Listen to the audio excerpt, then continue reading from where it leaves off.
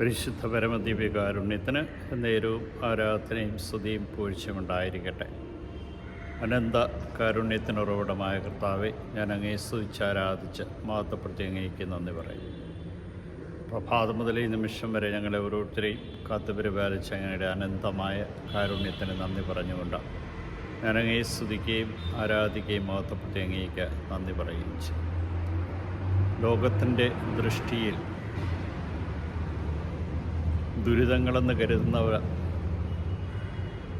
ദൈവത്തിൻ്റെ ദൃഷ്ടിയിൽ അമൂല്യങ്ങളാണ്, ഭാഗ്യങ്ങളാണെന്ന് ഇന്നത്തെ തിരുവചനത്തിലൂടെ ഞങ്ങളെ ഓർമ്മിപ്പിച്ച കാരുണ്യവാനായ കർത്താവേ, ഈ ദിവസത്തെ സമ്പൂർണ്ണമായിട്ടും ഞങ്ങൾക്ക് നൽകിയതിനെ ഓർത്ത് നന്ദി പറയും.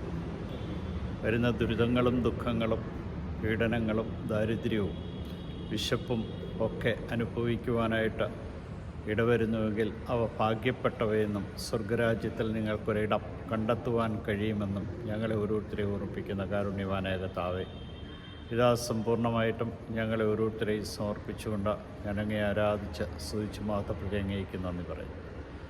നിൻ്റെ കരുണയും സ്നേഹവും ഓരോ നിമിഷവും അനുഭവിച്ചറിയുന്ന ഞങ്ങൾ ഇതാ നിൻ്റെ കരങ്ങളിലേക്ക് സമർപ്പിക്കും. ആവശ്യമായ എല്ലാ പ്രസാദവും ഞങ്ങൾക്ക് നൽകി അനുഗ്രഹിക്കണം. നിൻ്റെ കരുണയും സ്നേഹവും ഓരോ നിമിഷം അനുഭവിച്ചറിയുന്ന ഞങ്ങൾ സമ്പൂർണ്ണമായിട്ടും നിനക്ക് സമർപ്പിച്ചുകൊണ്ട് ഈ ദിവസത്തെ അങ്ങയുടെ കരങ്ങളിലേക്ക് സമർപ്പിക്കും. ലോകത്തിൻ്റെ ദൃഷ്ടിയിൽ പലപ്പോഴും സന്തോഷമെന്ന് കരുതുന്നത് ദൈവത്തിൻ്റെ ദൃഷ്ടിയിൽ പലപ്പോഴും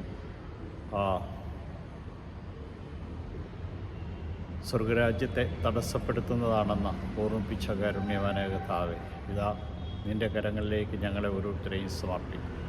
നിൻ്റെ കരുണയും സ്നേഹവും ഓരോ നിമിഷം അനുഭവിച്ചറിഞ്ഞുകൊണ്ട് നിന്നെ മഹത്വപ്പെടുത്തുവാൻ തക്കവിധം ഞങ്ങളെ ഓരോരുത്തരെയും അനുഗ്രഹിക്കണം. ഇതാ കർത്താവേ, ദിവസത്തെ നിൻ്റെ കരങ്ങളിലേക്ക് സമർപ്പിക്കും. യൂതന്മാരുടെ രാജാവായ നസറേക്കാരൻ യേശുവേ, പെട്ടെന്നുള്ള മരണത്തിൽ അപകടങ്ങളെ കാത്തുകൊള്ളണം. പ്രഭാതത്തിൽ എഴുന്നേറ്റ് നിന്നെ മഹത്വപ്പെടുത്തുവാൻ തക്കവിധം കൃപ നൽകി അനുഗ്രഹിക്കണം. ഈശോയെ നന്ദി, ഈശോയെ സ്തുതി, ഈശോ ആരാധന.